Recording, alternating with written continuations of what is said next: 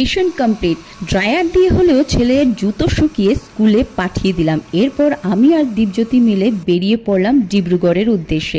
মানে ডিব্রুগড়ের দীপজ্যোতির কাজ ছিল, আমার কিছু ছিল না, আমি বাহানা করে তার সাথে জড়িয়ে পড়লাম। এবার দেখি সব গাড়িগুলো দুলতে দুলতে যাচ্ছে। আরে রাস্তার অবস্থা এত ভালো যে বৃষ্টিতে জল আর রাস্তা ভাঙা।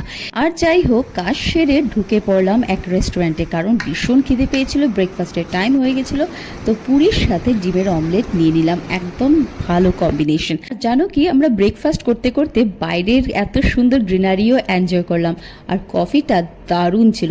এরপর আমার যা উদ্দেশ্য ছিল যে গাছের কিছু চারা নিয়ে আসবো, মানে এই উদ্দেশ্যেই আমি বেরিয়েছিলাম। তো ওখান থেকে কিছু চারা নিয়ে আসি, যেটা আমার মন মতন হয়েছে আর খুব রিজনেবল প্রাইসে। আর তোমাদেরও জানাবো, আমি ভীষণ খুশি হয়েছি, কারণ আমার মন মতন ইচ্ছে পূরণ হলো। আর এরপর এসে গেলাম বাড়ির উদ্দেশ্যে। বাড়িতে এসে কিন্তু